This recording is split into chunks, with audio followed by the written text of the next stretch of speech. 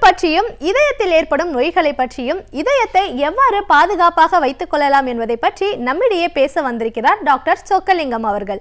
நிகழ்ச்சியில் அடுத்த பகுதியாக வரவிருப்பது பல்லாண்டு வாழ்ந்திட. இந்நிகழ்ச்சி தொடங்குவதற்கு முன்பு நான் உங்களிடம் சில கேள்விகளை கேட்க விரும்புகின்றேன். நிறைய மீட்டிங்கில் கேட்டிருக்கேன், உங்களிடம் கேட்கின்றேன். ஒரு ஜெனரேஷன் என்றால் எத்தனை வருடம்? எனக்கு தெரியும், நீங்கள் எல்லாமே சொல்லிகிட்ருப்பீங்க. நான் நேரில் கேட்ட பதிலை உங்களிடம் பகிர்ந்து கொள்கிறேன். நிறைய பேர் 20 வருடம், 30 வருடம், 40 வருடம், 50 வருடம் என்று அவர்களுக்கு தெரிந்த வருடங்களை சொல்லி கொண்டிருக்கின்றார்கள். இதுவரை எவ்வளவோ மீட்டிங்கில் கேட்டிருக்கேன், எவரும் கரெக்டாக ஆன்சர் சொல்லவில்லை. அதோடைய விடை என்னவென்றால், இந்த படத்தை பாருங்களேன். இந்த படத்தை பார்க்கும் பொழுது ஒரு ஜெனரேஷன் என்பது நீங்கள் பிறந்திருக்கின்ற வருடத்தை குறித்து வைத்துக் கொள்ளுங்கள். உங்களுக்கு பிறக்கப் போகின்ற முதல் குழந்தையின் வருடத்தை குறித்து கொண்டால் இரண்டிற்கும் இருக்கின்ற இடைவெளி தான் ஒரு ஜெனரேஷன். ஸோ ஒரு ஜெனரேஷன் என்பது ஆணுக்கும் பெண்ணுக்கும் ஒவ்வொருவருக்கும் வித்தியாசமானது. ஏன் இந்த கருத்தை சொல்லுகின்றேன்?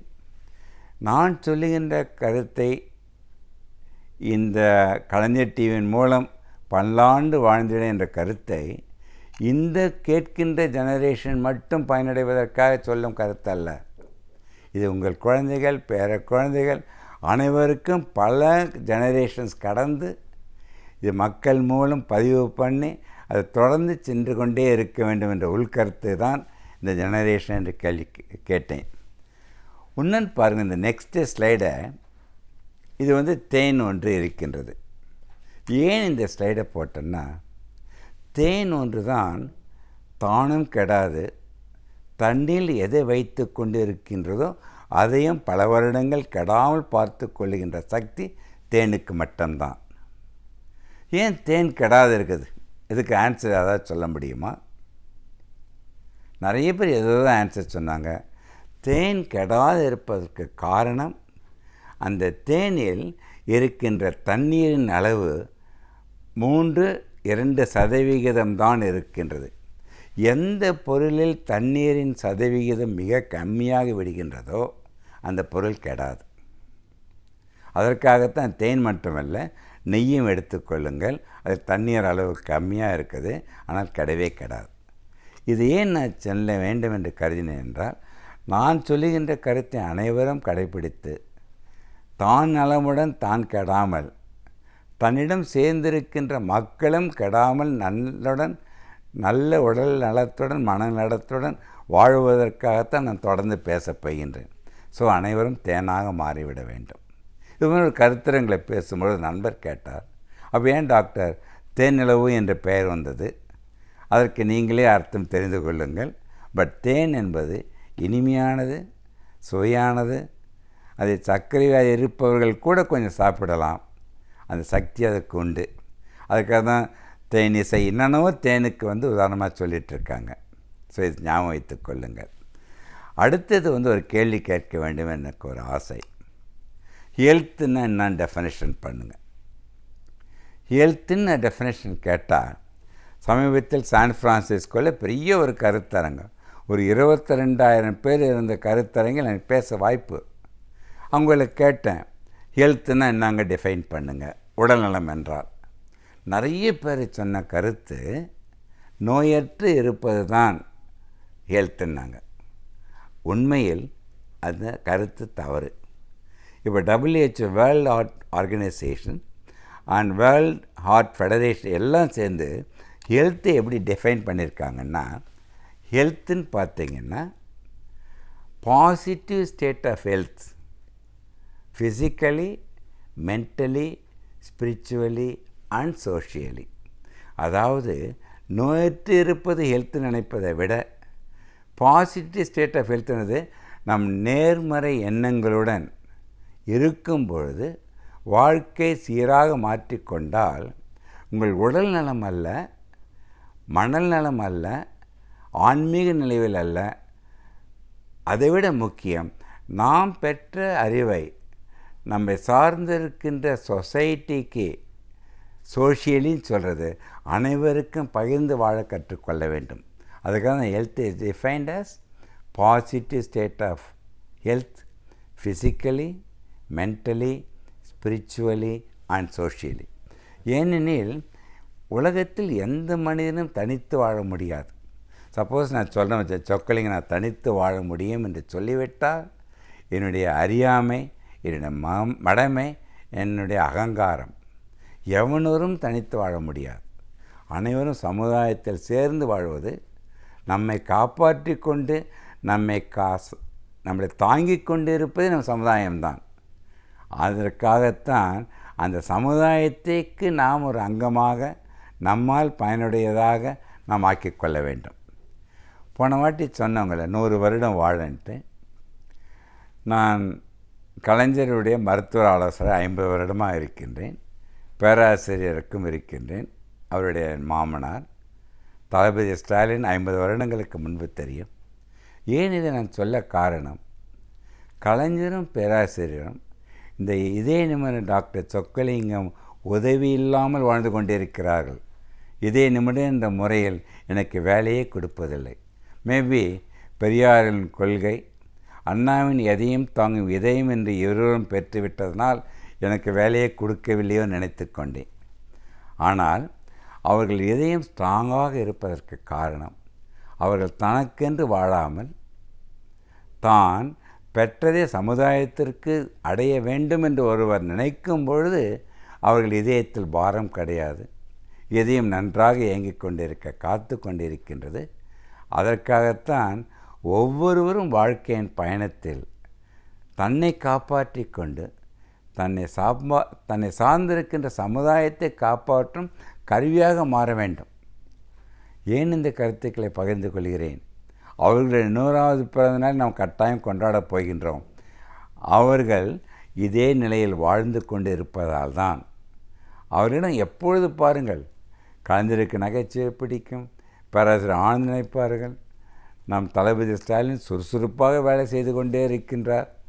ஸோ சமுதாயத்தை நினைத்து எவன் ஒருவன் தான் செய்கின்ற காரியங்களை, செயல்களை மகிழ்ச்சியுடன் செய்து மற்றவர்களை மகிழ்ச்சி அடைய செய்கின்றார்களோ அவர்கள் வயது என்று ஆகாமல் அவர்கள் அனைவரும் இளமையாகவே இருக்கின்றார்கள்.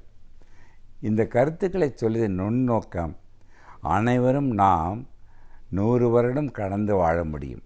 உண்மையில் ஒரு கருத்தை சொல்லுகின்றேன், இறைவன் படைப்பிலோ இல்லாவிடில் இயற்கையின் படைப்பிலோ இதயம் 125 வருடங்கள் இயங்குவதற்கு காத்து கொண்டே இருக்கின்றது.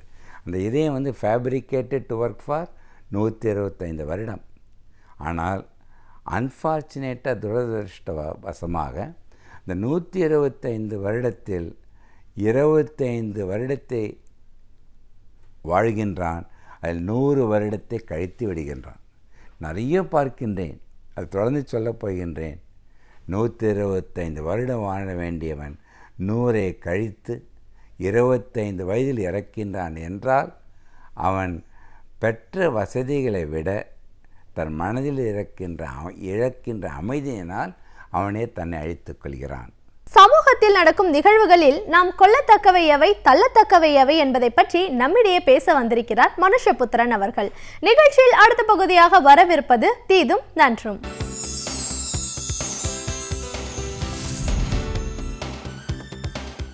வணக்கம் நண்பர்களே, இன்னும் ஒரு இனிய காலை பொழுதில் தீதும் நன்றும் நிகழ்ச்சியில் உங்களை சந்திப்பதில் மிக்க மகிழ்ச்சி அடைகிறேன். சமீபத்தில் உடுமலைப்பேட்டையில் நடந்த ஒரு கோர சம்பவம், மீண்டும் ஒரு ஆணவக் கொலை. சாதி கடந்து திருமணம் செய்து கொண்ட ஒரு தம்பதியினர் சொந்த பெற்றோர்களுடைய கைக்கூலிகளாலேயே கொடூரமாக தாக்கப்பட்டிருக்கிறார்கள். குறிப்பாக அந்த பெண் வீட்டாரினுடைய ஒரு கைக்கூலியாக செயல்பட்ட சிலர் அவர் கொடூரமாக அந்த தம்பதிகளை தாக்கியதில் அந்த இளைஞர் அந்த இடத்திலேயே இறந்து போனார். அந்த பெண் படுகாயத்துடன் அவர் மருத்துவமனையில் இருக்கிறார். அந்த வீடியோ காட்சிகளை பார்த்தவர்கள் எல்லாம் மனம் அதிர்ந்து போனார்கள். நடுத்தெருவில் பட்டப்பகலில் எல்லோரும் பார்க்க இவ்வளவு பெரிய ஒரு கோர சம்பவத்தை அரங்கேற்ற முடியும் என்று சொன்னால் தமிழ்நாட்டில் உண்மையில் சட்டம் ஒழுங்கு என்பதும் சட்டத்தினுடைய ஆட்சி என்பதும் எங்கே இருக்கிறது என்கிற ஒரு மிகப்பெரிய கேள்வி எழுகிறது. அது மட்டுமல்ல, சமூக ரீதியாகவும் பல கேள்விகளை இந்த படுகொலை எழுப்பி இருக்கிறது. காண்போருடைய இரத்தத்தை உரை செய்யக்கூடிய ஒரு காட்சியாக நிகழ்ந்திருக்கக்கூடிய அந்த படுகொலையை ஒட்டி நமக்கு பல்வேறு விதமான எண்ணங்கள் எழுகின்றன. உண்மையில் ஒருபுறம் நாம் பல்வேறு விதமான நவீன மாற்றங்களை நம்முடைய வாழ்க்கையில் அடைந்திருக்கிறோம். சமூக ரீதியான பல மாற்றங்கள் அடைந்திருக்கிறோம். கல்வி, வேலைவாய்ப்பு, விழிப்புணர்ச்சி, ஊடகங்களினுடைய வளர்ச்சி, புதிய பொருளாதார வாய்ப்புகள், இப்படியெல்லாம் ஒரு மிகப்பெரிய அளவிற்கான ஒரு திறப்பு கடந்த காலத்தில் தமிழகத்தில் ஏற்பட்டிருக்கிறது, இந்தியாவில் ஏற்பட்டிருக்கிறது. ஆனால் இன்னொரு புறம் மிக கொடூரமான இது போன்ற சாதிய ஆணவ கொலைகள் என்பது பரவலாக தொடர்ந்து நடந்து கொண்டிருக்கிறது. இன்னும் சொல்லப்போனால் வட மாநிலங்களுக்கு நிகராக இந்தியாவில் அதிகம் ஆவணக்கொலைகள் நடக்கக்கூடிய ஒரு சாதியின் பெயரால் சாதி கடந்து திருமணம் செய்து கொள்ளக்கூடிய தம்பதிகளை தாக்கக்கூடிய இந்த ஆணவ கொலைகளினுடைய எண்ணிக்கை தமிழகத்தில் கடந்த சில ஆண்டுகளில் மிகவும் அதிகரித்து வந்திருக்கிறது என்பதை பற்றி நாம் பலமுறை பேசியிருக்கிறோம். ஏனென்றால் பல தம்பதிகள் அப்படி கடந்த காலத்தில் சாதி கடந்து திருமணம் செய்து கொண்டதற்காக மிக கொடூரமான முறையில் தாக்கப்பட்டிருக்கிறார்கள், கொலை செய்யப்பட்டிருக்கிறார்கள், பல்வேறு விதமான இன்னல்களுக்கு ஆளாக்கப்பட்டிருக்கிறார்கள், மர்ம மரணங்களை அவர்கள் சந்தித்திருக்கிறார்கள். அந்த வகையில் தான் உடுமலைப்பேட்டையில் நடந்த இந்த சங்கர் என்ற இந்த இளைஞரனுடைய இந்த மரணமும் இந்த கொடூரமான தொடர்கதையினுடைய இன்னொரு அத்தியாயமாக மாறியிருக்கிறது என்று சொல்லலாம். இதற்கு பின்னால் என்ன இருக்கிறது? எத்தகைய ஒரு சமூக உளவியலில் அல்லது சமூக சூழலில் இந்த குற்றங்கள் தொடர்ந்து நடக்கின்றன? உண்மையில் கலைஞர் அவர்கள் இதை பற்றி வெளியிட்டிருக்கக்கூடிய அறிக்கையில் இது போன்ற விஷயங்கள் நடக்கக்கூடாது, சாதி மத ஒற்றுமைகள் சமூகத்தில் பேணப்பட வேண்டும் என்பதையும், திராவிட இயக்கம் என்பது எப்படி கடந்த காலத்தில் தொடர்ச்சியாக ஒரு சாதிய சமத்துவத்திற்கான ஒரு போராட்டத்தை முன்னெடுத்திருக்கிறது என்பதையும் சுட்டிக்காட்டுகிறார். அதேபோல் திராவிட முன்னேற்றக் கழகத்தினுடைய பொருளாளர் மு.க. ஸ்டாலின் அவர்கள் ஒரு சமத்துவபுரங்கள் போன்ற விஷயங்கள் அமைக்கப்பட்டதன் மூலமாக பல சந்தர்ப்பங்களில் இந்த சாதி கொடுமைகளுக்கு எதிரான விஷயங்கள் எப்படி சமூகத்தில் ஒரு உளவியல் ரீதியாக உருவாக்கப்பட்டன என்பதையும் கூட சுட்டிக்காட்டுகிறார். இருந்தும் இந்த சமூகத்தில் தொடர்ந்து நடக்கக்கூடிய இந்த சாதி படுகொலைகளை நாம் எப்படி தொடர்ந்து எதிர்கொள்ளப் போகிறோம், அதற்கு எதிராக எப்படி போராடப் போகிறோம் என்பதுதான் நம் முன்னால் இருக்கக்கூடிய ஒரு கேள்வி. அதாவது இந்த சாதி கடந்த திருமணங்களை காந்தியடிகளும் அண்ணல் அம்பேத்கரும் சாதி உடுப்பிற்கான ஒரு முக்கியமான அம்சமாக பார்த்தார்கள். எங்கே இந்த அகமண முறை குறைந்து புறமண முறை, அதாவது தங்களுடைய சாதியை விட்டு பிற சாதிகளுக்குள் திருமண உறவுகளை மேற்கொள்கிற போதுதான் சாதி அமைப்பினுடைய கொடூரம் அகலும் என்பதை பற்றி காந்தியும் அம்பேத்கரும் தொடர்ந்து பேசி வந்திருக்கிறார்கள். ஆனால் அவர்களுடைய இவ்வளவு காலத்திற்கு பிறகும் கூட அந்த திருமண உறவுகளில் சாதி வெறி என்பது இன்றைக்கும் உச்சக்கட்டத்தில் இருக்கிறது. அதே போல் தந்தை பெரியார் அவர் சாதி கடந்த திருமணங்களை மிக ஆழமாக மிக அழுத்தமாக தொடர்ந்து வலியுறுத்தி வந்திருக்கிறார். அதை ஒரு அடிப்படை கோட்பாடாகவே சாதி கடந்த திருமணங்களையும் சுயமரியாதை திருமணங்களையும் பெரியார் வலியுறுத்தினார். அதோடு மட்டுமல்ல, திராவிட முன்னேற்றக் கழக ஆட்சி தமிழகத்தில் ஏற்பட்டவுடன் அது உருவாக்கிய முதல் சட்டம் என்பது அது திராவிட முன்னேற்றக் கழக ஆட்சி அண்ணாவினுடைய தலைமையில் அவர்கள் போட்ட முதல் கையெழுத்து என்பது அது சுயமரியாதை திருமணங்களுக்கு அங்கீகாரம் அளித்தது தான். அந்த வகையில் சாதி கடந்த திருமணங்களுக்கு ஒரு மிகப்பெரிய அளவிற்கான ஒரு சமூக அந்தஸ்தை, சட்டபூர்வ அந்தஸ்தை உருவாக்கியது திராவிட முன்னேற்றக் கழகம். இப்படிப்பட்ட ஒரு சூழலில்தான் தொடர்ந்து நாம் இந்த சாதி என்கிற ஒரு கட்டமைப்பை நெகிழச் செய்வதற்காக, அதனுடைய இறுக்கங்களை குறைப்பதற்காக, அல்லது புறமணங்க சார்ந்த திருமணங்களை ஊக்குவிப்பதற்காக நாம் தொடர்ந்து பல்வேறு விதமான சமூக இயக்கங்களை நடத்தியிருக்கிறோம், பல சட்டங்களை இயற்றியிருக்கிறோம். ஆனால் சாதிய சக்திகள் இன்றைக்கு தொடர்ந்து வலிமை பெற்று வருகின்றன. சாதி வெறி என்பது சமூகத்தில் ஒரு நீண்ட ஒரு வலிமையான ஒரு ஆயுதமாக இன்றைக்கு மாறியிருக்கிறது. ஒரு புள்ளி விவரத்தை பார்த்தபோது மிகவும் ஆச்சரியமாக இருந்தது. அதாவது சாதி கடந்த திருமணங்கள் என்பது எந்தெந்த மாநிலங்களில் எத்தனை சதவீதம் மொத்த திருமணங்கள் நடக்கின்றன என்பது அந்த புள்ளி விவரம். அதில் பார்க்கிற போது கோவாவில் ஒரு 10% மொத்த திருமணங்களில் சாதி கடந்த திருமணங்களாக இருக்கின்றன. அதுவே கேரளத்தில் 23% மொத்த திருமணங்களில் 23% சாதி கடந்த திருமணங்களாக இருக்கின்றன. கர்நாடகத்தில் அது 16% இருக்கிறது என்றெல்லாம் நாம் அந்த கணக்குகளை பார்க்கிற போது தமிழகத்தில் மொத்த திருமணங்களில் இந்த சாதி மறுப்பு திருமணங்கள் அல்லது சாதி கடந்த திருமணங்கள் எத்தனை சதவீதம் நடக்கின்றன என்று பார்த்தால் வெறுமனே 2.59% மட்டும்தான் மொத்த திருமணங்களில் சாதி கடந்த திருமணங்கள் என்கிற புள்ளி விவரம் என்பது அதிர்ச்சியூட்டக்கூடியதாக இருக்கிறது. அப்படி என்று சொன்னால் இந்த சமூகத்தில் என்ன நடந்து கொண்டிருக்கிறது? சாதி கடந்து திருமணம் செய்வதற்கு எதிரான மிக கடுமையான ஒரு அழுத்தம் குடும்பங்களுக்குள்ளும் சாதிகளுக்குள்ளும் இருக்கிறது என்பதைத்தான் இந்த யதார்த்தம் காட்டுகிறது. அதே சமயத்தில் இந்த சாதி கடந்த திருமணங்கள் இன்னொரு புறம் அதிகரித்து வருவதற்கான காரணம் கல்வி, வேலைவாய்ப்பு சார்ந்து இன்றைக்கு பெண்கள் சுதந்திரம் பெறுகிறார்கள். தங்களுடைய மன வாழ்க்கைக்கான ஒரு உரிமையை, தேர்ந்தெடுத்துக் கொள்வதற்கான ஒரு உரிமையை இன்றைக்கு பெண்கள் பெற்றிருக்கிறார்கள். அப்படி இருக்கிற போது அவர்கள் சுயமாக தங்களுடைய திருமண வாழ்க்கை சார்ந்த ஒரு முடிவுகளை எடுக்கிற போது அது உண்மையில் குடும்பம் சார்ந்த அதிகாரம், சாதி அதிகாரத்தை கையில் வைத்திருக்கக்கூடியவர்களுக்கு ஒரு மிகப்பெரிய அச்சத்தை ஏற்படுத்துகிறது, ஆத்திரத்தை ஏற்படுத்துகிறது. அது எந்த அளவிற்கு செல்கிறது என்று சொன்னால், இதுபோல் சாதி கடந்து நேசிக்கக்கூடியவர்களை பிரிப்பதற்காக பல்வேறு சித்திரவதை முறைகளையும் உத்திகளையும் அவர்கள் பயன்படுத்துவது மட்டுமல்ல, ஒரு கட்டத்தில் அவர்கள் ஒருவர் நேசிக்கக்கூடியவர்கள் திருமணம் செய்து கொண்டால் தங்களுடைய சொந்த பிள்ளைகளையே கொலை செய்யக்கூடிய அளவிற்கு இன்று சாதி வெறி இந்த சமூகத்தில் ஊறிப்போயிருக்கிறது. ஆனால் இப்படி கொலை செய்வது என்பது ஒரு உணர்ச்சி வசப்பட்டு செய்யக்கூடிய ஒரு முடிவாக மட்டும் நாம் பார்க்கக்கூடாது. மிகவும் திட்டமிட்ட வகையில் பல படுகொலைகள் நிகழ்த்தப்படுகின்றன. ஆனால் தமிழகத்தில் இதுவரைக்கும் கடந்த சில ஆண்டுகளில் கிட்டத்தட்ட 82 ஆணவ கொலைகள் நடந்திருப்பதாக சொல்கிறார்கள். சாதி வெறி கொலைகள் இந்த திருமணம் சார்ந்த விஷயங்கள் நடந்திருப்பதாக சொல்கிறார்கள். ஆனால் குற்றவாளிகள் ஒரு வழக்கில் கூட தண்டிக்கப்படவில்லை, முறையாக விசாரணைக்கு உட்படுத்தப்படவில்லை. இப்படி இதுபோன்ற ஒரு பயங்கரவாத அமைப்புகளைப் போல செயல்படக்கூடிய சில சாதி குழுக்களுக்கு ஒரு கடுமையான ஒரு சட்டத்தினுடைய எச்சரிக்கை இருந்தால் மட்டுமே அவர்கள் இதுபோன்ற விஷயங்களிலிருந்து தங்களை விலக்கிக் கொள்வார்கள். மாறாக சட்டத்தினுடைய நிழல் கூட தங்கள் மீது படாது என்கிற ஒரு மனநிலை அவர்களுக்கு வந்துவிட்டால் இதுபோன்ற கொலைகளை நிகழ்த்தவர்கள் தயங்க மாட்டார்கள். சில தினங்களுக்கு முன்பு கூட நீங்கள் பார்த்தீர்கள் என்றால், ஒரு சாதி வெறி படுகொலையை ஆதரித்து ஒரு வழக்கறிஞர் ஒருவர் முகநூலில் ஒரு பதிவிட்டிருக்கிறார். நீங்கள் யாரை வேண்டுமானாலும் இது போன்ற ஆணவ கொலை செய்யுங்கள், நான் வழக்கறிஞராக உங்களை காப்பாற்றுகிறேன் என்று. இந்த அளவிற்கு ஒரு சாதி வெறி தலைவிடுத்து தரக்கூடிய ஒரு சூழலில் இதன் மீதான ஒரு மிகப்பெரிய கண்காணிப்பு தேவை, சட்டத்தினுடைய கண்காணிப்பு தேவை. குற்றவாளிகள் கடுமையாக தண்டிக்கப்பட வேண்டும். அப்படி செய்தால் மட்டுமே ஆணவ கொலைகளை நாம் தடுத்து நிறுத்த முடியும். இல்லாவிட்டால் நம்முடைய இளைஞர்களுடைய உயிர்கள் இதுபோன்ற ஒரு தீய சக்திகளிடம் தொடர்ந்து பறிபோவதை நாம் தடுக்க முடியாது என்று சொல்லி மீண்டும் இன்னும் ஒரு புதிய சிந்தனையோடு உங்களை சந்திக்கிறேன். நன்றி, வணக்கம். இன்றைக்கு நாம் சந்திக்கவிருக்கும் சிறப்பு விருந்தினர் எந்த துறையிலிருந்து என்ன பயனுள்ள தகவல்களை நம்மிடையே பகிர்ந்து கொள்ள வந்திருக்கிறார் என்பதை கவனிக்கலாம். நிகழ்ச்சியில் அடுத்த பகுதியாக வரவிருப்பது சிறப்பு விருந்தினர்.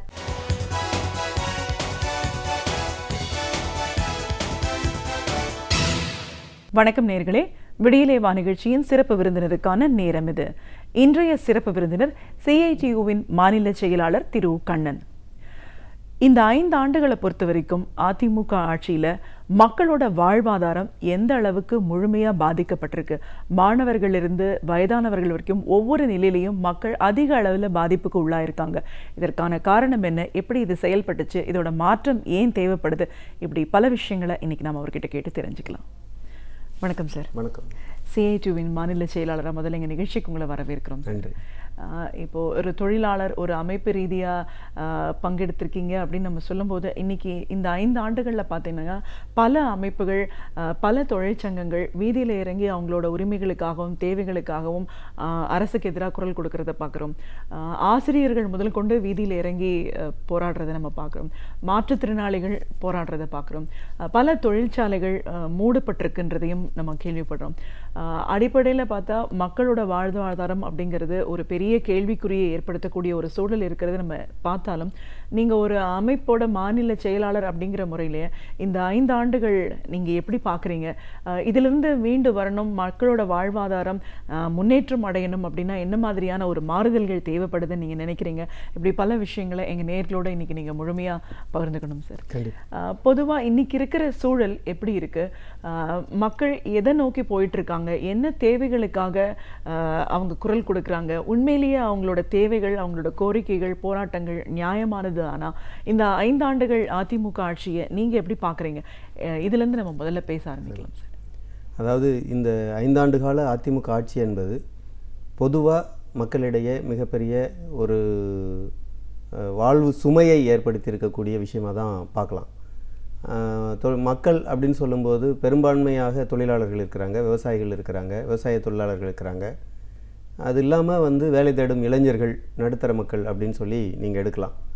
ஒரு 10லிருந்து 15% மக்கள் ஓரளவுக்கு வசதியானவர்கள் அப்படிங்கிறது போக மீதி 85% மக்கள் இந்த நாட்டில் அன்றாடம் ஏதாவது ஒரு வகையில் வேலை செய்து வாழ்வை தேடிக்கொள்ள வேண்டிய கட்டாயத்தில் இருக்கக்கூடியவங்க தான். அப்போ அரசினுடைய கொள்கை என்பது இந்த 85% மக்களின் வாழ்வாதாரத்தை மேம்படுத்தக்கூடிய வகையில் திட்டமிடல் என்பது இருக்கணும். இந்த 5 ஆண்டு காலத்தில் நீங்கள் பார்த்தீங்க அப்படின்னு சொன்னால் வேலையில்லா இளைஞர்கள் அடிப்படையில் ஒரு பொருளாதார வளர்ச்சி அல்லது சமூக வளர்ச்சி என்பதற்கு அடிப்படையில் அளவுகோலாக வைத்து பார்க்கக்கூடிய விஷயங்கள் வந்து 1 கல்வி, 2 வேலை, 3 அந்த நாட்டில் அந்த சமூக அமைப்பில் கிடைக்கக்கூடிய ஆரோக்கிய வசதி வாய்ப்பு. இந்த அடிப்படையில் தான் வந்து ஐக்கிய நாடுகள் சபை அந்த நாட்டை பற்றி மதிப்பீடு செய்யுது. அதுதான் தமிழகத்துக்கும் பொருந்தக்கூடிய விஷயமாக இருக்க முடியும். அந்த வகையில் பார்த்தீங்க அப்படின்னா 1 தமிழ்நாட்டில் வேலையின்மை என்பது கடந்த காலத்தில் இருந்த 68 லட்சத்திலிருந்து இன்றைக்கு 95 லட்சமாக உயர்ந்திருக்கு. இதுவே வந்து படித்தவர்களுடைய எண்ணிக்கை, வேலை தேடக்கூடிய இளைஞருடைய எண்ணிக்கை என்பது அதிகரித்திருக்கு. ஒரு நிலையான சமூக பாதுகாப்பான வேலை என்பது இல்லை என்பதை சுட்டிக்காட்டக்கூடிய ஒரு எண்ணிக்கையாக நீங்கள் இதை கருதலாம். இது அரசு தெரிவித்திருக்கிற புள்ளி விவரம். 2வது வந்து கல்வி. கல்வியில் வந்து நீங்கள் ஆரம்ப கல்வியிலிருந்து என்னதான் மத்திய அரசு வந்து கல்விக்கான சட்டத்தை பாஸ் பண்ணியிருந்தால் கூட அந்த சட்டத்தில் பல குறைபாடுகள் இருக்குது. அது குறித்து விவாதம் என்பது நடத்த வேண்டியிருக்கு. ஆனால் கல்வியில் நீங்கள் பார்த்தீங்க அப்படின்னு சொன்னால் மக்களுக்கு கிடைக்க வேண்டிய உழைப்பாளர்களுக்கு எந்த கல்வியை நம்பியிருக்க முடியும் அப்படின்னு சொன்னால் இலவச கல்வியை தான் நம்பியிருக்க முடியும். குறைந்தபட்சம் ஒரு சமூக அமைப்பு ஒரு 14 வயது வரை இந்த அரசு சொல்லியிருக்குது. 14 வயது வரையிலான இலவச கல்வியை, கட்டாய கல்வியை கொடுப்பதில் தமிழ்நாடு அரசு அதனுடைய பட்ஜெட்டில், அதனுடைய 5 ஆண்டு கால திட்டத்தில் என்ன திட்டமிட்டிருக்கிறாங்க, அதில் என்ன முன்னேற்றம் கண்டிருக்கிறோம் அப்படின்னு நீங்கள் ஏதாவது ஒரு குறிப்பை பார்த்தோம் அப்படின்னு சொன்னால் நிச்சயமாக இல்லை. இதில் மத்திய அரசுக்கும் பங்கு இருக்குது, மாநில அரசுக்கும் மிகப்பெரிய பங்கு இருக்குது அப்படிங்கிறதான் பார்க்கணும். 3வது விஷயம் வந்து மருத்துவ விஷயங்கள். மருத்துவ விஷயத்தை பொறுத்தவரை இன்றைக்கு தனியார் மருத்துவமனைகள் மிகப்பெரிய அளவில் அதிகரிச்சிருக்குது. ஒரு சாதாரண ஜுரத்துக்கு கூட இன்றைக்கு குறைந்தபட்சம் ஒரு தொழிலாளி 500 ரூபாய் வரையிலும் செலவிட்டு தன்னை குணப்படுத்தி கொள்ள வேண்டிய கட்டாயத்தில் இருக்கிறாங்க. எனவே இந்த கல்வி, ஆரோக்கியம், வேலை என்பது இல்லாத சூழலில், கிடைக்காத சூழலில் போராட்டம் என்பது இந்த பகுதி மக்களுக்கு தவிர்க்க முடியாததாக மாறிடுது. தொழிலாளர் மட்டும் இல்லை, ஆலை தொழிலாளர் மட்டும் இல்லை, உடல் உழைப்பு தொழிலாளர்களும் இதில் வந்து மிகப்பெரிய அளவில் உடல் உழைப்பு தொழிலாளர்கள் தான் பாதிக்கப்படுவாங்க. அடுத்த ஆலை தொழிலாளர்கள், அதன் பிறகு நடுத்தர மக்கள் என்கிற முறையில் நீங்கள் வரிசைப்படுத்தினீங்கன்னா போராட்டம் என்பது இந்த தேவையிலிருந்து தான் முன்னுக்கு வந்திருக்குங்கிறத பார்க்கணும். கண்டிப்பாக சார். இப்போ இதை ஒவ்வொன்றத்தை பற்றியுமே நம்ம இன்றைக்கி விரிவாக பேசணும். ஒரு ஆட்சி 5 ஆண்டுகள் முழுமையாக செயல்பட்டு முடியக்கூடிய நேரத்தில் ஆட்சி மாற்றம் ஒன்று தேவைப்படணுமா வேண்டாமா, இதுவே சரியான முறையில் செயல்படுதா இப்படின்னு நிறைய கேள்விகள் வரக்கூடிய சூழலில் இன்றைக்கி எல்லாருக்குமே தேவைகள் அதிகமாக இருக்குது. அது முழுமையாக எந்த இடத்துலையுமே செயல்படலை. நிறுவனங்கள்லாம் வந்து மூடக்கூடிய ஒரு சூழல் அப்படின்னும் போது வேலையில்லா திண்டாட்டம் அதிகரிக்கக்கூடிய ஒரு காலகட்டமாக பார்க்குறோம். அப்படின்னா அந்த அரசாங்கம் எப்படி செயல்பட்டு இருக்கு அப்படிங்கிறதே ஒரு பெரிய கேள்விக்குறின்னு நம்ம சொல்லணும். இன்னைக்கு முதல்ல தொழிற்சாலைகளை பற்றி பேசுவோம் சார். இன்னைக்கு பல தொழிற்சாலைகள், பெரிய பெரிய நிறுவனங்கள், 100 ஆண்டுகள் இருந்த நிறுவனங்கள்லாம் வந்து மூடிட்டாங்க அப்படின்னு தான் நம்ம சொல்லணும். அப்படி இருக்கும்போது 40-50 வயது அப்படின்ற ஒரு நிலையில் அதிக பொறுப்புகள் தேவை இருக்கக்கூடிய ஒரு சூழல்ல அந்த ஒரு தொழிலாளிக்கு வேலை இல்லை அப்படின்ற ஒரு நிலைப்பாடு இன்னைக்கு எப்படி இருக்குது? அதாவது நீங்கள் வந்து ஒரு திட்டமிட்ட பொருளாதார அமைப்பு முறையை கணக்கில் எடுத்துக்கொண்டு செயல்பட்டால் அதில் வந்து இப்போ நேரு காலத்தில் 5 ஆண்டு திட்டம் என்பது முன்மொழியப்பட்டது. இந்த 5 ஆண்டு காலத்தில் மின்சாரத்தில் தன்னிறைவு அடைவது, இந்த 5 ஆண்டு காலத்தில் நீர்ப்பாசன வசதியில் தன்னிறைவு அடைவது, இந்த 5 ஆண்டு காலத்தில் தொழில் வளர்ச்சியில் தன்னிறைவு அடைவது, இந்த 5 ஆண்டு காலத்தில் மக்களுடைய வாழ்வாதார அடிப்படை விஷயங்களில் முன்னேற்றம் காண்பது, இப்படி சில இலக்குகள் தீர்மானித்து போயிட்டு இருந்தது. இன்றைக்கும் அந்த 5 ஆண்டு திட்டம் சமீபத்தில் மோடி கவர்மெண்ட் வந்த பிறகு நிதி ஆயோக் அப்படிங்கிற முறையில் மாற்றம் செய்யப்பட்டிருந்தால் கூட அது நீண்ட நெடுங்காலமாக அந்த 5 ஆண்டு திட்டத்தில் பல்வேறு விதமான குளறுபடிகள் ஏற்பட்டிருக்கு. குறிப்பாக நீங்கள் வந்து மின்சாரம், நீங்கள் கேட்ட வேலையின்மைங்கிறது ஆலை மூடலில் எப்படி புதிதாக வருது அப்படிங்கிறது. மின்சாரம் என்பது ஒரு தன்னிறைவை அடையலை. நாடு முழுவதும் மின் பற்றாக்குறை என்பது பிரச்சனை இருக்குது. தமிழ்நாட்டிலும் அந்த பிரச்சனை என்பது இருக்குது. மின் பற்றாக்குறையை நீங்கள் பார்த்தீங்க அப்படின்னா வெளியிலிருந்து வரக்கூடிய பன்னாட்டு நிறுவனங்களுக்கு தாராளமாக மின்சாரம் கொடுக்கப்படுது, தடையில்லா மின்சாரம் அங்கே கொடுக்கப்படுது. சிறு தொழில்களுக்கு பிரச்சனை வருது. நீங்கள் மத்திய அரசினுடைய மிடில் அண்டு ஸ்மால் என்டர்பிரினர்ஸ் பற்றிய ஒரு அமைச்சகம் இருக்குது. அந்த அமைச்சகம் சொல்லியிருக்கக்கூடிய புள்ளி விவரத்தை பார்த்தீங்க அப்படின்னா சிறு தொழில்களில் பணியாற்றக்கூடிய தொழிலாளர்களுடைய எண்ணிக்கை தான் நாடு முழுவதிலும் அதிகமான பர்சன்டேஜ் இருக்கிறாங்க அப்படிங்கிறத சொல்கிறாங்க. தமிழ்நாட்டில் கூட கோயம்புத்தூரோ, திருப்பூரோ, கரூரோ அல்லது நாமக்கல், சேலம், மதுரை மாநகர், இப்படி இதெல்லாம் எடுத்திங்கன்னா சென்னையினுடைய ஒரு பெரும்பகுதி மாநகரத்துக்குள்ளே இருந்த இண்டஸ்ட்ரியெல்லாம் மின் பற்றாக்குறை காரணமாக பாதிக்கப்பட்டிருக்கு. எனவே மின் பற்றாக்குறை காரணமாகவும் அந்த தொழிலை நடத்த முடியாத பல்வேறு நெருக்கடியும் ஏற்பட்டிருக்குதுங்கிறது இந்த ஸ்மால் அண்ட் மீடியம் என்டர்பிரினர்ஸினுடைய பிரச்சனையாக மாறியிருக்கு. கிண்டியோ அம்பத்தூரோ மூடப்பட்டிருக்கு அப்படின்னு சொன்னால் எம்என்சிஸ், மல்டிநேஷனல் கம்பெனிஸ் வந்து வெளியிலிருந்து அவங்களுடைய நிறுவனத்தை அழைத்து வருகிற போதே கூடவே அவங்களுடைய சிஸ்டர் கன்சர்ன்ஸையும் அழைச்சிட்டு வந்துடுறாங்க. மெமரண்டம் ஆஃப் அண்டர்ஸ்டாண்டிங்கும் நம்முடைய அரசுகள் அப்படி தான் சைன் பண்ணுது.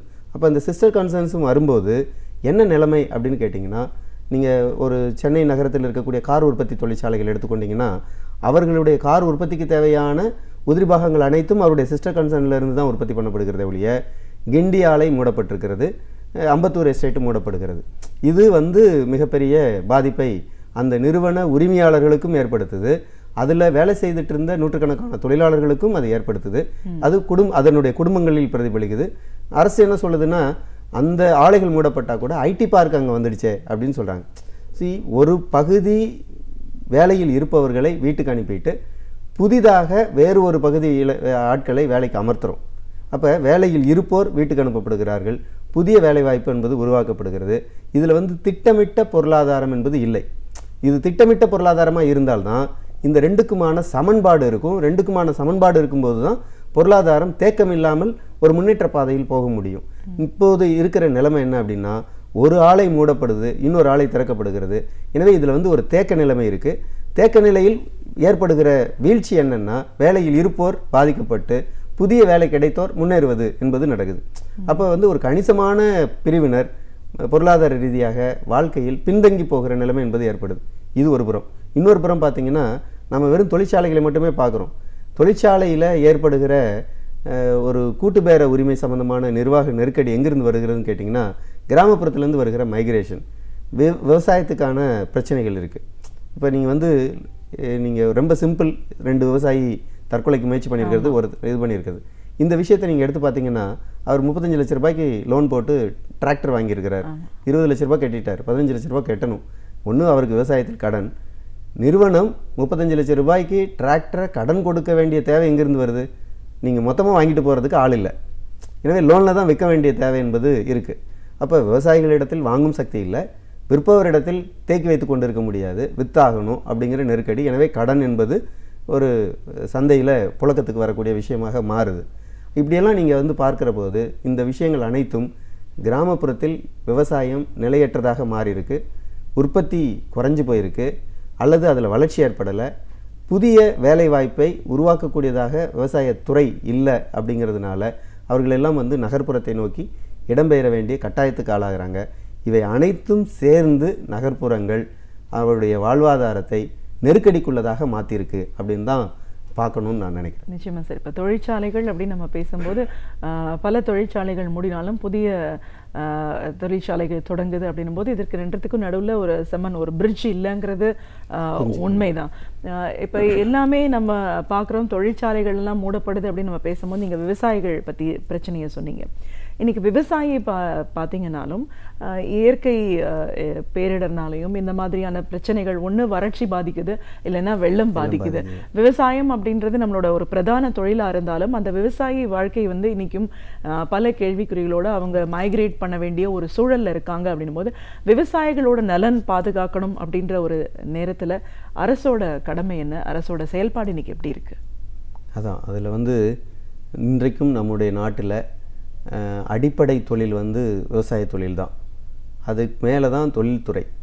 இந்த விவசாய தொழிலை நம்பி இன்றைக்கும் ஏராளமான மக்கள் இருக்கிறாங்க. நம்முடைய மக்கள் தொகையை கணக்கில் எடுத்து பார்த்தா 4 கோடி உழைப்பாளர்கள் இருக்கிறாங்கன்னா அதில் கிட்டத்தட்ட 2.5 கோடி பேர் விவசாய தொழிலில் ஈடுபட்டிருக்கக்கூடியவங்க தான் இருக்கிறாங்க தமிழ்நாட்டில். அப்போ இதில் ஒரு தொலைநோக்கு பார்வை அப்படிங்கிறது தேவைப்படுது. தொலைநோக்கு பார்வை கடந்த காலத்தில் மன்னராட்சி காலங்களில் அல்லது அதுக்கு முந்தைய காலங்களில் மக்களிடையே நீர்ப்பாசன சிந்தனை நல்ல முறையில் இருந்திருக்கு.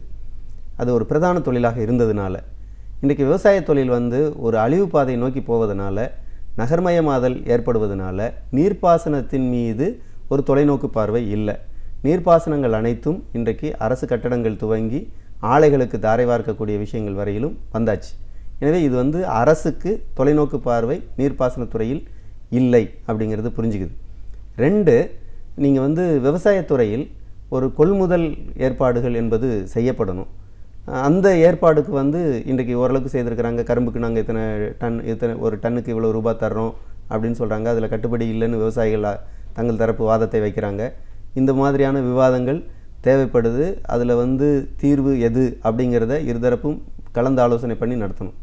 எனக்கு என்ன ஒரு கேள்வி இதில் இருக்குது அப்படின்னு சொன்னால், ரொம்ப ஆச்சரியமான ஒரு விஷயம், நம்முடைய மாநில முதல்வருக்கோ மாநில அமைச்சர்களுக்கோ நீங்கள் வந்து இந்த 5 ஆண்டு காலத்தில் நாங்கள் எத்தனை முறை விவசாயிகளோடு கலந்துரையாடல் நடத்தியிருக்கிறோம்? எத்துணை விவசாயிகள் தமிழ்நாட்டில் விவசாயிகள் தற்கொலை என்பது மிகப்பெரிய ஆச்சரியமான விஷயம். கடந்த 2001 6 வரையிலும் விவசாயிகள் தற்கொலை நிகழ்ந்தது, இப்போதும் நடக்குது.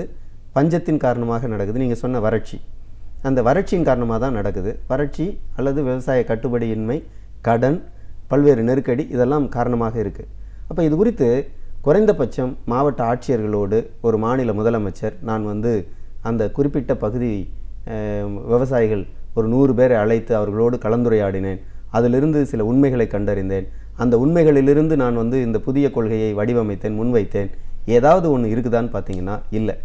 இது எதை காட்டுகிறது என்று சொன்னால், அந்த காலத்தில் மன்னர் அமைச்சரை பார்த்து மாதம் மும்மாறி பொழிகிறதா அமைச்சரே அப்படின்னு கேட்டால், ஆமாம் மன்னா பெய்கிறது அப்படின்னு அமைச்சர் சொன்ன மாதிரி இன்றைக்கு அதிகாரிகள் சொல்லக்கூடிய செய்தியை மட்டும் வைத்துக்கொண்டு முதலமைச்சர்கள் இருக்கிறாங்க. இது வந்து என்ன விளைவை ஏற்படுத்தியிருக்குன்னா, மக்களிடமிருந்து அந்நியப்பட்டு நிற்கிறோம். முழுக்க முழுக்க நான் சொல்லக்கூடிய கொள்கையை மக்கள் பின்பற்ற வேண்டும் என்பதை இந்த ஆட்சியாளருடைய கொள்கையிலிருந்து புரிஞ்சிக்க முடியும். எனவே தான் இவர்களுக்கு விவசாயத்தில் ஒரு தொலைநோக்கு பார்வை இல்லை. விவசாயத்தில் வந்து இளைஞர்களை ஈடுபடுத்துவது அப்படிங்கிற போது அது ஏன் இளைஞர்கள் ஈடுபடலை அப்படின்னு கேட்டால், 1 வருமானம் இல்லை, 2 அது வந்து புதிய விஷயங்கள் கையாளப்படலை. பழைய பாரம்பரிய தன்மையோடு சாதிய ஒடுக்குமுறையோடு இருக்கக்கூடிய விஷயமாக இருக்குது. அப்போ அதிலிருந்து இளைஞர்கள் விடுபட நினைக்கிறாங்க. அங்கே வந்து ஒரு சிந்தனை வளர்ச்சி வருகிற போது அந்த சிந்தனை வளர்ச்சிக்கு ஏற்ற நவீன வடிவம் நம்முடைய அரசுகளால் முன்மொழியப்படணும். அது கலந்துரையாடினா தான் நடக்கும், இளைஞர்களோடு கலந்துரையாடினா தான் நடக்கும். ஆனால் இவர்கள் தான் அந்நியப்பட்டு போயிருக்கிற போது, இந்த கலந்துரையாடலே இடம்பெறாத போது, இது வந்து முழுக்க முழுக்க ஒரு தொலைநோக்கு பார்வையற்ற, குறைந்தபட்ச அக்கறையற்ற போக்கினுடைய வெளிப்பாடாக தான் பார்க்க முடியும். இன்னைக்கு பார்த்தீங்கன்னா நிறைய மாணவர்கள், கல்லூரி மாணவர்கள் வீதியில் இறங்கி போராடுறாங்க. ஒரு ஹாஸ்டல், ஒரு குடியிருப்பு அந்த இதுலேயும் அரசு விடுதிகளில் வந்து அவங்களுக்கு முழுமையாக அவங்களோட தேவைகள் பூர்த்தி செய்யப்படலை. அடிப்படை தேவைகள் கூட பூர்த்தி செய்ய முடியாத ஒரு சூழலில் தான் இன்றைக்கி அது செயல்பட்டு இருக்குன்றதை பார்க்குறோம். கல்லூரிக்கு சரியான முறையில் தேவைகள் முழுமையாக பூர்த்தி ஆகலைன்னு செவிலியர்கள் முதல் கொண்டு இப்போ போராடுறதை நம்ம பார்க்குறோம். இந்த மாதிரியான ஒரு மாணவர் போராட்டம், இதற்கு அரசு என்ன தீர்வு கொடுக்கும்? அதாவது நமக்கு நான் சொன்ன மாதிரி இந்த அரசு வந்து முழுக்க முழுக்க அந்நியப்பட்டு போயிருக்கிற, அனைத்து பகுதி மக்களிடமிருந்தும் அந்நியப்பட்டு போயிருக்கிறதுனால இவர்களுக்கு வந்து கலந்துரையாடுவதற்கு நேரம் இல்லை. அட்லீஸ்ட் குறைந்தபட்சம் இந்த நீங்கள் சொன்ன மாணவர் பிரிவினரை கோட்டைக்கே அழைத்து, இவங்க கோட்டையிலிருந்து பல நிகழ்வுகளை திறந்து வைக்கிறாங்க, காணொளி மூலமாக திறந்து வைக்கிறாங்க. கோட்டைக்கு அழைத்து மாணவர்களோடு விவாதிக்கலாம், அல்லது காணொளியின் மூலமாக விவாதிக்கலாம். இதெல்லாம் வந்து செய்வதற்கு ஒரு முதலமைச்சருக்கு யார் அறிவுரை சொல்லுவது? யார் ஒரு மாநில கல்வி அமைச்சருக்கு யார் அறிவுரை சொல்லுவது? பள்ளிக்கல்வித்துறை, உயர்கல்வித்துறை என்று பிரிச்சாச்சு. இவர்களுக்கு யார் அறிவுரை சொல்லுவது அப்படின்னு சொன்னால், இது அக்கறையற்ற போக்கினுடைய ஒரு சிஸ்டத்தை ஏற்கனவே உருவாக்கி வச்சிட்டோம். அந்த சிஸ்டத்தை நாங்கள் வந்து எந்த வகையிலும் அப்டேட் பண்ணவோ அல்லது அது குறித்து தொடர்ந்து வளர்ச்சியை நோக்கி கட்டமைக்கவோ முயற்சிக்க மாட்டோம் அப்படிங்கிற ஒரு திடமான முடிவிலிருந்து செயல்படுகிற போது நீங்கள் வந்து இவங்களிடத்தில் விளைவை எதிர்பார்க்க முடியாது. நான் என்ன கேட்குறேன் அப்படின்னா, ஹாஸ்டலில் சாப்பாடு சரியில்லை. தமிழ்நாட்டில் மட்டும்தான், தமிழ்நாடுன்னு இல்லை, பொதுவாக இந்தியாவில் பல மாநிலங்களில் இந்த பிரச்சனை இருக்குது. சிறையில் இருக்கிற கைதிகளுக்கு நம்முடைய நாட்டில் மாநில அரசு ஒதுக்கக்கூடிய தொகை அரசு விடுதியில் தங்கி படிக்கக்கூடிய மாணவர்களுக்கு ஒதுக்கக்கூடிய தொகையை விட அதிகம். அதாவது மாணவர்கள் தவறு செய்து சிறைக்கு போனால் அதிகமான உணவு கட்டணத்தை பெறலாம். படிப்பதற்காக எதிர்கால சந்ததியை நல்ல முறையில் அறிவுபூர்வமாக சிந்திப்பதற்கு, சமூக அக்கறையோடு சிந்திப்பதற்கு மாணவர்கள் அரசு விடுதிக்கு போனாங்கன்னா அங்கே அவங்களுக்கு ஒதுக்கீடு செய்யக்கூடிய தொகை கைதிகளை விட குறைவு. நான் கைதிகளினுடைய உரிமையை குறைச்சி மதிப்பிடலை, அவர்களுக்கு கொடுக்குற உணவை குறைக்கணும்னு சொல்லலை. நீங்கள் குற்றவாளி என்று கருதுகிற, சமூகத்தில் குற்றவாளி என்று கருதுகிற கைதிகளுக்கே ஒரு குறிப்பிட்ட உணவுத் தொகையை ஒதுக்கீடு செய்யும்போது எதிர்கால சந்ததியை வளர்க்க வேண்டும் என்று சொல்லுகிற அரசு மாணவர்களுக்கு அது குறித்து ஏன் சிந்திக்க மறுக்குது? அப்போ ஒட்டுமொத்தமாக நாம் ரொம்ப பிளாங்காக இருக்கும், வெற்றிடமாக இருக்குது. அவங்க மூளை வந்து வெற்றிடமாக இருக்குது. இந்த அரசினுடைய மூளை வெற்றிடமாக இருக்குது. அந்த வெற்றிடத்திலிருந்து வெளிப்படுகிற விஷயந்தான் தொலைநோக்கு பார்வை இல்லாமல் இருக்கக்கூடிய விஷயம். அதோட வெளிப்பாடு மாணவர்கள் பற்றிய அக்கறையில் பிரதிபலிக்கலை. ரொம்ப சிம்பிளாக சொல்கிறாங்க, நாங்கள் வந்து உணவகத்தில், அம்மா உணவகத்தில் 5 ரூபாய்க்கு இட்லி கொடுத்துட்டோம், 10 ரூபாய்க்கு சப்பாத்தி கொடுத்துட்டோம், 10 ரூபாய்க்கு சாதம் கொடுத்துட்டோம் அப்படின்னா இது எதை காட்டுகிறது? ரொம்ப சிம்பிளாக ஒரே ஒரு கேள்வி தான். உங்களுடைய ஆட்சியில் மலிவு விலையில் உணவு சாப்பிடுவதற்கு மக்கள் காத்திருக்கிறார்கள் அப்படின்னா, மலிவு விலை அம்மா உணவகத்தில் கொடுக்க முடியும்னா அது வந்து அதுக்காக ஏங்கி கிடக்கக்கூடிய மக்களை நீங்கள் உருவாக்கிட்டு இருக்கீங்கன்னு அர்த்தம். அவங்க வீட்டில் சமைக்க முடியலன்னு அர்த்தம். வீட்டில் சமைப்பதை விட அம்மா உணவகத்தில் கிடைக்குதுன்னா அவங்களுக்கு ஏற்பட்டிருக்கக்கூடிய நெருக்கடி அந்த அளவுக்கு வாழ்வாதாரத்தை உருவாக்கவில்லை என்பதற்கான சான்று இந்த உணவகங்கள். அப்படி தான் புரிஞ்சிக்க வேண்டியிருக்கு. நிச்சயமா அவங்களோட இருக்கிற நிலைப்பாட்டிலிருந்து இன்னும் அவங்களை கீழே கொண்டு போகிற ஒரு சூழல் உருவாகி இருக்குன்னு சொல்லியிருக்கீங்க. இப்போ சமீபத்திய இந்த மழை வெள்ளம் இதனால் வந்து சென்னை மாநகரம் மிக அதிகமான பாதிப்புக்கு உள்ளானது. கடலூரும் பெரிய பாதிப்புக்கு உள்ளானதுன்னு சொல்லலாம். இது வந்து இயற்கை சீற்றம் அப்படின்றது ஒரு பக்கம் இருந்தாலும் கவனக்குறைவு, சரியான முறையில் செயல்படலை அப்படின்றதும் ஒரு காரணம்ன்ற ஒரு போக்கும் நம்ம பார்க்குறோம். செம்பரம்பாக்கம் ஏரி திறந்து விட்டதில் ஒரு குளறுபடிகள் காரணமாகவும் மிக அதிகமான ஒரு பாதிப்புன்னு பார்க்குறோம். இந்த பாதிப்புகள்னால பார்த்தீங்கன்னா எல்லாரும் முழுமையாக இழந்துட்டு பூஜ்ஜியத்திலேருந்து வாழ்க்கையை ஆரம்பிக்கக்கூடிய சூழலில் பல தரப்பட்ட மக்கள் இன்னைக்கு இருக்காங்க. இந்த மாதிரியான ஒரு நிலை மறுபடியும் முதலிருந்து தொடங்கணும்ன்ற ஒரு வாழ்க்கையை எப்படி பார்க்குறீங்க சார்? அரசு என்ன மாதிரியான ஒரு உதவிக்கரம் நீட்டி இருக்கணும்? கண்டிப்பாக இந்த அரசு வந்து முதல்ல இந்த வெள்ள சேதாரத்தை தவிர்த்திருக்கணும். அதான் நான் திரும்பவும் எனக்கு வரக்கூடிய விஷயம், இந்த அரசுக்கு தொலைநோக்கு பார்வை இல்லை. அதனால தான் வந்து செம்பரம்பாக்கம் ஏரி குறித்து ஃபைல் காத்திருக்கு, முதல்வருடைய உத்தரவுக்காக ஃபைல் காத்திருக்கு. ஒரு ஏரிக்கு முதல்வர் கையெழுத்திட வேண்டிய அல்லது ஒப்புதல் தர வேண்டிய தேவை ஏன் வந்தது? நீங்கள் கன அடி நீர் உயர்கிற போது அதை முன்கூட்டியே திறந்து விட்டிருந்தால் இத்தனை சேதாரம் வந்திருக்காது அப்படிங்கிறது வெள்ளிடை மலையாக எல்லா தரப்பு அதிகாரிகளும் சொல்லியிருக்கக்கூடிய உண்மை. அப்போ இந்த அரசுக்கு ஒரு அக்கறையற்ற போக்கு இருக்குது, தொலைநோக்கு பார்வை இல்லை என்பது மீண்டும் இது ஒரு சான்று.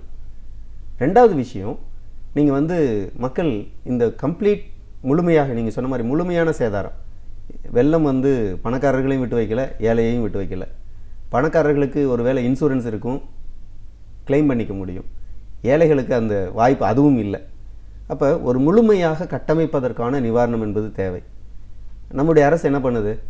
கணக்கெடுக்குது, 5000 ரூபாய் கொடுக்குது. இது வந்து இதே அரசு கடந்த காலத்தில் 2000 ரூபாய் கொடுத்தது. 2000 ரூபாய்க்காக இன்றைக்கு விருகம்பாக்கம் தொகுதியில் இருக்கக்கூடிய ஒரு பகுதியில் எம்ஜிஆர் நகரில் கடந்த 10 ஆண்டுகளுக்கு முன்பு நிவாரணம் கொடுப்பதற்காக மக்கள் முண்டி அடித்து கொண்ட போது 18 பேர் இறந்து போனாங்கிறத நாம் பார்த்தோம். இன்றைக்கி அது இல்லை, வங்கியில் செலுத்தப்பட்டிருக்கு. அந்த வகையில் முன்னேற்றம். 2000 ரூபாய் 5000 ரூபாயாக உயர்ந்ததில் முன்னேற்றம். ஆனால் அன்றைக்கு 10 ஆண்டுகளுக்கு முன்பு இருந்த விலைவாசிக்கும் 10 ஆண்டுகளுக்கு பிறகு இருக்கக்கூடிய விலைவாசிக்கும் ஒப்பிட்டு பார்த்தீங்கன்னா இது இல்லை.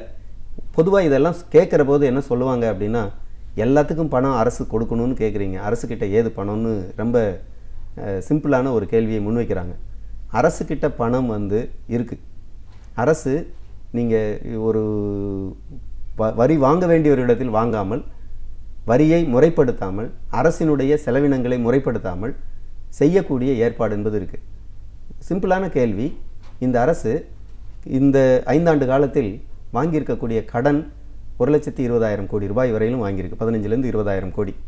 இந்த கடனுக்கான செலவினம் எது என்பதை வெள்ளை அறிக்கை மூலம் வெளிப்படுத்தினால் எங்கு ஊதாரித்தனமான செலவு இருந்திருக்கு அப்படிங்கிறத புரிஞ்சிக்கலாம். எனவே பொதுமக்களுக்கு இந்த நிகழ்ச்சி மூலமாக நாங்கள் சொல்ல விரும்புவது, ஒரு 1,20,000 கோடி ரூபாய் வரையிலும் கடன் பெற்ற மாநில அரசு அந்த தொகையை எங்கெல்லாம் தேவையில்லாமல் செலவிட்டிருக்கிறார்கள் என்று மக்கள் புரிந்து கொள்ள முடியும் போது தேவைக்கான நிவாரண விஷயங்களோ, தேவைக்கான புனர்வாழ்வு விஷயங்களுக்கோ, தேவைக்கான வேலைவாய்ப்பை உருவாக்குவதற்கோ, தேவைக்கான கல்வி வாய்ப்பை அதிகப்படுத்துவதற்கோ நிச்சயமாக இந்த அரசினால் செலவிட்டிருக்க முடியும். கடன் என்பது வாங்கிட்டோம். வாங்கிய கடன் எந்த வகையில் ஆக்கப்பூர்வமாக செயலுக்கு பயன்பட்டது, எங்கே தொலைநோக்கு பார்வையோடு அது விதைக்கப்பட்டது, எங்கே எதிர்கால தேவைக்காக பயன்படுத்தப்பட்டது அப்படிங்கிறதெல்லாம் இந்த அரசு வெளிப்படுத்தக்கூடிய கேள்வியை வெளிப்படுத்த வேண்டும் என்கிற கேள்வியை பொதுமக்கள் முன்வைக்க வேண்டியிருக்கு. எங்களை போன்ற அமைப்புகள் நாங்கள் செய்துட்டு இருக்கிறோம். இன்னும் கூடுதலாக அதை வலியுறுத்த வேண்டியிருக்கு. கண்டிப்பாக சார்.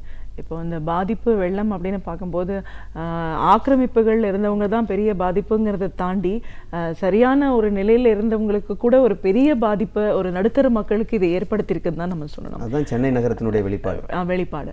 இதை தாண்டி கடலூரில் ஒவ்வொரு முறையும், முன்னாடியும் தானே புயல் பார்த்தோம், ஒவ்வொரு முறையும் இயற்கை சீற்றம் ஏற்படும் போதெல்லாம் கடலூர் மிக அதிகப்படியான ஒரு பாதிப்புக்கு உள்ளாகுது. ஆனாலும் அதற்கான முன்னெச்சரிக்கை நடவடிக்கைகளை ஒரு அரசாங்கம் எப்படி எடுக்கணும் ஒரு பாதிப்புக்கு அடுத்த நிலையில்?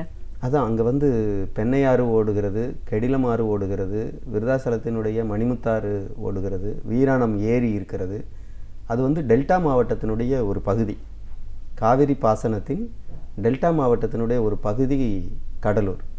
அது தாழ்வான பகுதி தான். எனவே வெள்ள பாதிப்பு இருக்கும். ஆனால் அதை ஒழுங்குபடுத்தி கொள்ளுகிற ஏற்பாடு என்பது ஒரு சமூக வளர்ச்சியில் திட்டமிட்ட ஒரு கட்டமைப்பு தேவை. ஆற்றை பாதுகாக்க வேண்டியிருக்கு, ஆற்றை ஆக்கிரமிக்கக்கூடாது. அங்கே குடிசை பகுதி மக்கள் மட்டும் ஆக்கிரமிக்கலை, பல கல்லூரிகள் ஆக்கிரமிச்சிருக்காங்க, பல பெரிய கட்டிடங்கள் ஆக்கிரமிச்சிருக்காங்க. இதையெல்லாம் ஒழுங்குபடுத்த வேண்டியிருக்கு. எனவே மாவட்ட ஆட்சியர் அல்லது மாவட்ட நிர்வாகம், அந்த நீர்ப்பாசனத்துறை, ஆற்று பாசன பாதுகாப்பு சம்பந்தப்பட்ட அமைச்சகம், இவை அனைத்தும் ஒருங்கிணைந்து திட்டமிட்டு இந்த ஆக்கிரமிப்புகளை எப்போதுமே வராமல் பார்த்துக்க வேண்டியிருக்கு. தமிழ்நாட்டில் திடீர்னு மழை பெய்வதும் பல ஆண்டுகள் வறட்சியில் அது காய்ந்து போவதும் வர்றபோது அந்த ஆக்கிரமிப்பை பொருட்படுத்த மாட்டேன்றோம். அது அந்த வறட்சியில் காய்வதற்கு காரணமே இந்த நல்ல முறையில் பெய்கிற மழை நீரை, மிக அதிகமாக பெய்கிற மழை நீரை பாதுகாக்க தவறுறதுனால தான் வருது. கடலில் போய் கடலூரில் மட்டும் கடலில் கலந்த மழையினுடைய அளவு நாம் கேட்குற பல டிஎம்சி தண்ணீருக்கு சமமாக இருக்குது. சென்னையிலேயும் அது இருக்குது.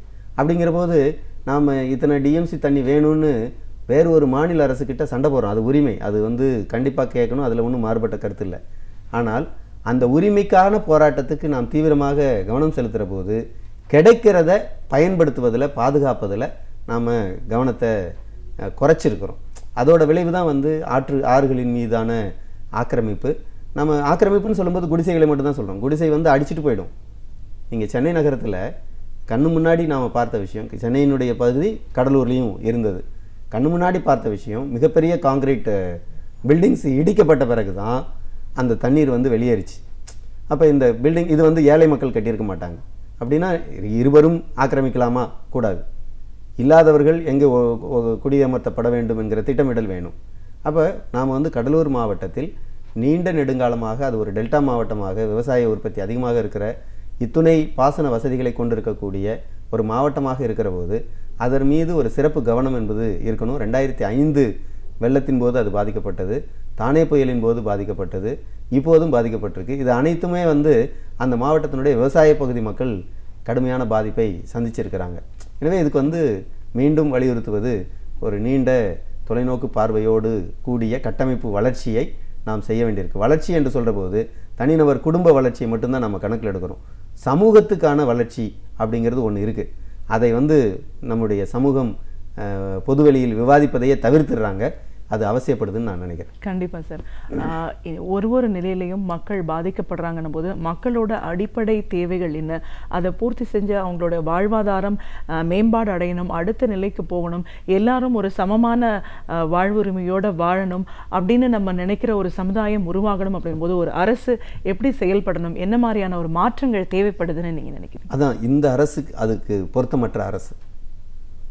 எனவே இப்போது இருக்கிற இந்த அரசு கட்டாயமாக மக்களால் நிராகரிக்கப்பட வேண்டிய தேவை என்பது இருக்குது.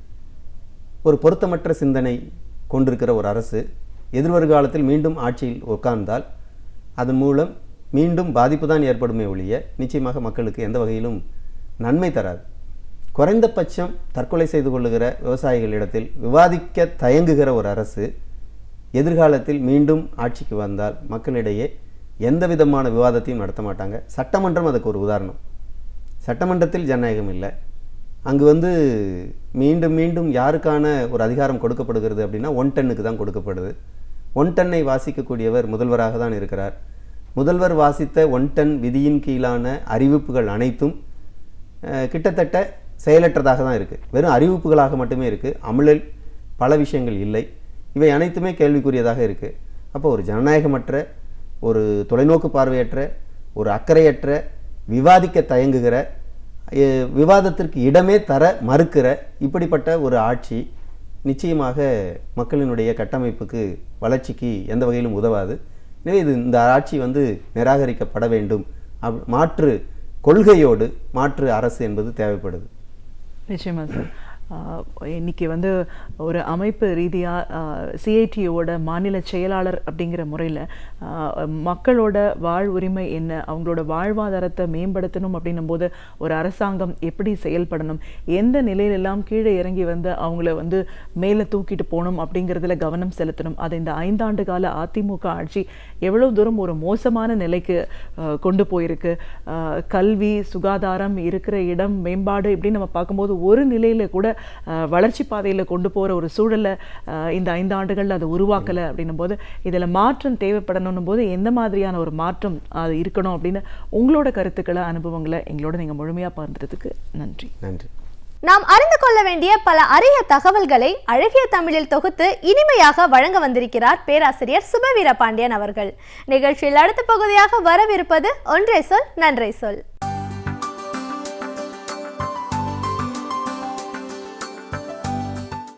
அனைவருக்கும் வணக்கம். 20 ஆண்டுகளுக்கு முன்னால் ஜப்பானில் ஒரு உலக மேயர்களினுடைய மாநாடு நடைபெற்றது. அந்த மாநாடு 40வது மாநாடு. அந்த மாநாட்டில் அன்றைக்கு சென்னையின் மேயராகவும் இன்றைக்கு திமுக கழகத்தின் பொருளாளராகவும் இருக்கிற ஸ்டாலின் அவர்கள் ஆற்றிய உரை ஒரு வரலாற்று சிறப்புடையதாகவும் உலக அளவில் பாராட்டப்பட்டதாகவும் இருக்கிறது. இன்றைக்கும் அந்த உரையினுடைய முழு வடிவத்தை நாம் இணையதளங்களில் பார்க்கலாம். அதை சிறு நூல்களாக கூட அச்சடித்து மக்களிடம் கொடுத்தால் அந்த உரையின் ஆழம் மக்களுக்கு போய் சேரும். அந்த உரையில் 2 செய்திகளை 2 ஊர்களில் அவர் அழுத்தமாக வெளிப்படுத்துகிறார். அந்த உலக மேயர்களினுடைய மாநாடு ஜப்பானில் 2 நகரங்களிலே நடைபெற்றிருக்கிறது. ஒரு நகரம் ஹிரோஷிமா, இன்னொரு நகரம் நாகசாயி. இந்த 2 நகரங்களின் பெயர்களை சொல்லுகிற போதே அந்த நகரங்களுக்கு பின்னால் இருக்கிற ஒரு வரலாற்று முதன்மை நம் நினைவுக்கு கண்டிப்பாக வரும்.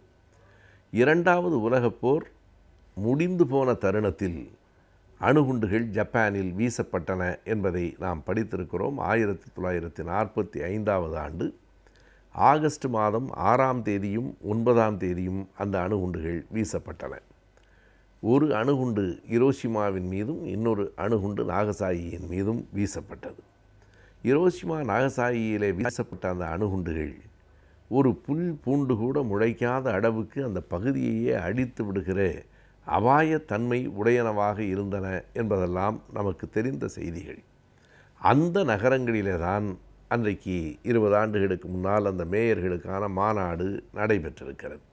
எனவே அங்கே போய் பேசுகிற போது 2 ஊர்களில் 2 செய்திகளை பொருளாளர் ஸ்டாலின் அவர்கள் அதை தெளிவாக எடுத்துச் சொல்லியிருக்கிறார். ஒன்று, மூட நம்பிக்கைகள், வைதிகத்தின் பெயரால் நிலைத்து நிற்கிற சடங்குகள் இவற்றையெல்லாம் அப்புறப்படுத்திவிட்டு விஞ்ஞானம், தொழில்நுட்பத்தின் அடிப்படையில் ஒரு புதிய உலகத்தை படைத்திட வேண்டும் என்பது அவர் ஹிரோஷிமாவிலே ஆற்றிய உரை.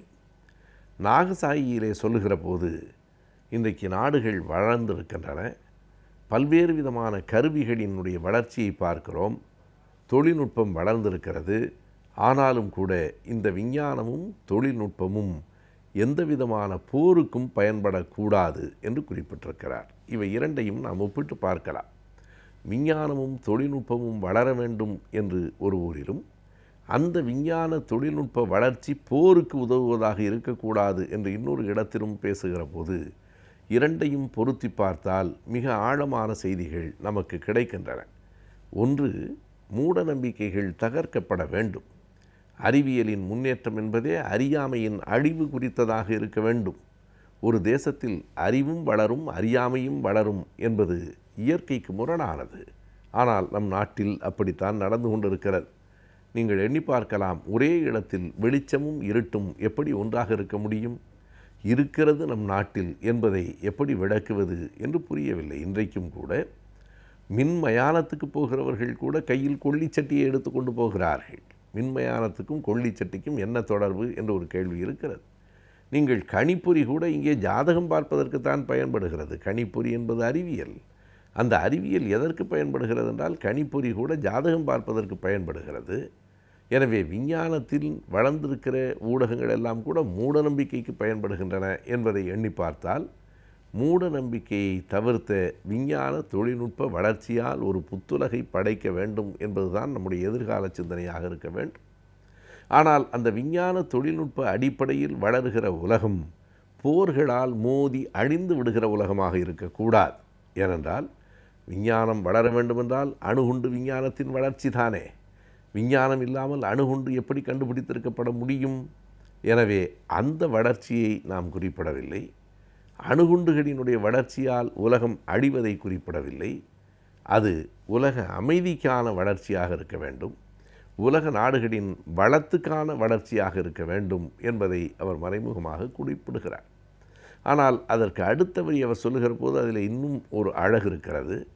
இல்லை இல்லை, போர் புரிந்துதான் ஆக வேண்டும் என்கிற உந்துதல் நமக்குள் இருக்குமானால் என்கிறார். ஏனென்றால் அப்படி ஒரு உந்துதல் இயல்பாகவே மனிதர்களிடத்தில் இருக்கும், மனிதர்களாலான சமூகத்திடம் இருக்கும், சமூகங்களாலான தேசத்திடமும் நாட்டிடமும் இருக்கும். எனவே போர்களின் மீது நமக்கு ஒரு காதல் இருக்குமானால் போர் புரியலாம். அறியாமை, வறுமை, சுரண்டல் ஆகிய மூன்றையும் எதிர்த்து போர் புரியலாம் என்று அவர் பேசுகிற போது அந்த பேச்சில் இன்னொரு அழகும் சேர்கிறது. போரே இல்லாத உலகம் இருக்க முடியாது என்றால் அது அறியாமைக்கு எதிரான போர் புரிகிற உலகமாக, வறுமைக்கு எதிரான, சுரண்டலுக்கு எதிரான போர் புரிகிற உலகமாக இருக்க வேண்டுமே தவிர ஒரு நாடும் இன்னொரு நாடும் மோதிக்கொள்ளுகிற, மக்களை அழிக்கிற, தேசத்தை நாசமாக்குகிற போராகவே அது இருக்கக்கூடாது என்பது ஒரு மிக உயர்ந்த சிந்தனையாக இருக்கிறது.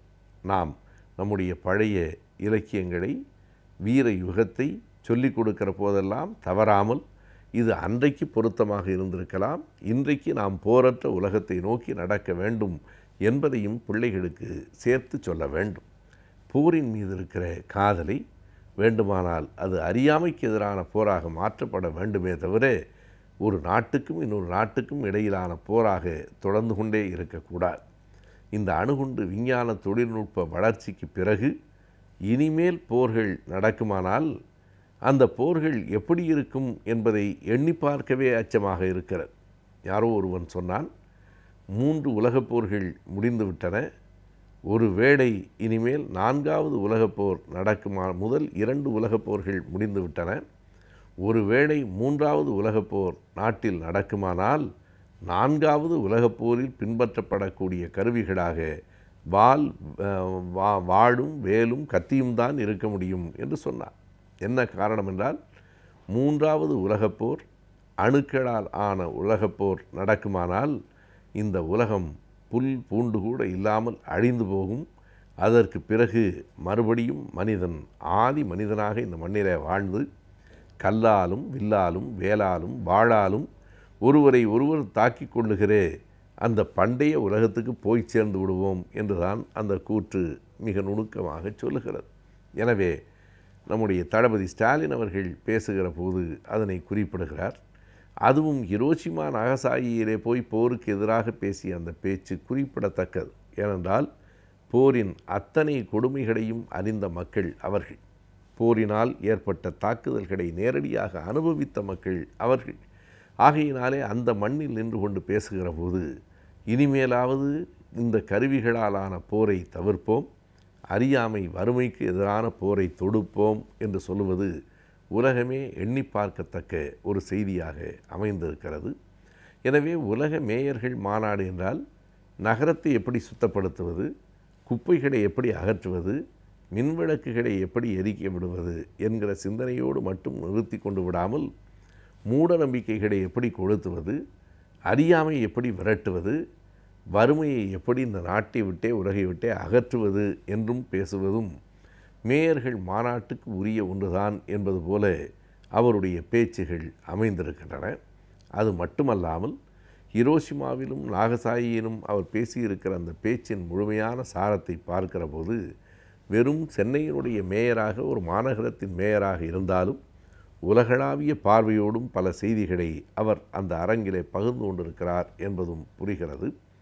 பல்வேறு பொறுப்புகளில் சின்ன சின்ன பொறுப்புகளில் இருந்து வளர்ந்து மேயராக வந்து அதற்கு பிறகு அமைச்சராக மாறி துணை முதல்வர் வரைக்கும் வந்திருக்கிற ஸ்டாலின் அவர்கள் அத்தனை பொறுப்போடு பேசியிருக்கிற அந்த உரையின் மூலமாக இன்னும் பல பொறுப்புகளை, பெரிய இடங்களை அடைவதற்கான முதிர்ச்சியை, தகுதியை பெற்றிருக்கிறார் என்பதை நாம் புரிந்து கொள்வதற்கும் அந்த உரைகள் உதவுகின்றன. நம் மனம் சீராக இருந்தால்தான் நம்முடைய எண்ணங்களும் செயல்பாடுகளும் சிறப்பாக அமையும். ஆதலால் நம் மனதை சீராக வைத்துக் கொள்வதற்கான தகவல்களை நம்மிடையே பகிர்ந்து கொள்ள வந்திருக்கிறார் டாக்டர் நம்பி அவர்கள். நிகழ்ச்சியில் நிறைவு பகுதியாக வரவிருப்பது மனமே மனமே.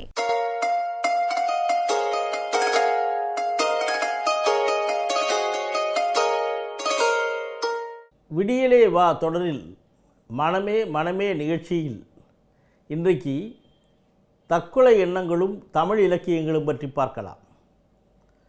தற்கொலை என்பது அன்றாடம் நம் வாழ்விலே நாம் கண்டு கொண்டிருக்கிற ஒரு விஷயமாகும். உலகம் முழுவதும் நடந்து கொண்டிருக்கிற ஒரு செயல். மனம் நொந்து போயிருக்கிற பொழுது, மனம் விரக்தியிலே இருக்கும் பொழுது, வேறு வழியே தெரியவில்லை என்பது மனிதன் தற்கொலை எண்ணத்தை கொண்டிருக்கிறான், தற்கொலையை நாடுகிறான். உலகம் முழுவதும் ஏறக்குறைய 10 லட்சம் பேர் ஆண்டுக்கு தற்கொலையினால் மடிகிறார்கள் என்பது விஞ்ஞானபூர்வமான உண்மை. ஏறக்குறைய 2 கோடி பேர் தற்கொலை முயற்சியிலே ஆண்டுதோறும் ஈடுபடுகிறார்கள். அதிலும் இந்தியாவை பொறுத்தவரை 5 நிமிடத்திற்கு ஒருவர் தற்கொலை செய்து கொண்டு இருக்கிறார்கள். இதைப்போல் 15 அல்லது 20 மடங்கு பேர் தற்கொலை முயற்சியிலே ஈடுபட்டு கொண்டிருக்கிறார்கள். தற்கொலை எண்ணம் அல்லது தற்கொலை முயற்சி என்பது ஒரு ஆரம்பகட்ட செயலாக இருந்தாலும் அது தற்கொலை என்கிற ஒரு இறுதி நிலைக்கு வந்து சேர்வது பல நேரங்களிலே அது மறுக்க முடியாத உண்மையாகிறது. தற்கொலை என்பது பல இடங்களிலே இந்தியா முழுக்க இருந்தாலும் இன்றைய புள்ளிவிவர கணக்குப்படி முன்பெல்லாம் ஏறக்குறைய ஒரு 10-15 ஆண்டுகள் இந்தியாவிலேயே கேரள மாநிலம்தான் தற்கொலையிலே முன்னிலை வகித்தது. கடந்த சில ஆண்டுகளாக தமிழகம்தான் தற்கொலையின் தலைநகரமாக திகழ்ந்து வருகிறது. அதற்கு பலவிதமான காரணங்கள் இருக்கலாம். ஆனால் தமிழர்களுடைய மனநிலை எப்பொழுதுமே ஒரு உணர்ச்சிகரமான, உணர்ச்சிகள் மிகுந்த, துன்பத்தை தாங்க முடியாத அல்லது உடனடியாக முடிவெடுக்கின்ற மனத்தை கொண்ட ஒரு மனமாக இருப்பது நாம் எல்லோருக்கும் தெரிய வேண்டிய ஒரு உண்மை. தற்கொலை எண்ணங்களும் தற்கொலை முயற்சிகளும் அந்த காலத்திலிருந்து இருந்து வருபவை. இயேசு பிறப்பதற்கு முன்பாகவே கிரேக்கர்களும் ரோமானியர்களும் தற்கொலை செய்த வரலாறு நமக்கெல்லாம் தெரியும். மிக ஆதிகாலந்தொட்டே இந்தியாவிலும் தற்கொலை எண்ணங்கள், தற்கொலை முயற்சிகள் மிக அதிகமாக காணப்பட்டு வருகின்றன.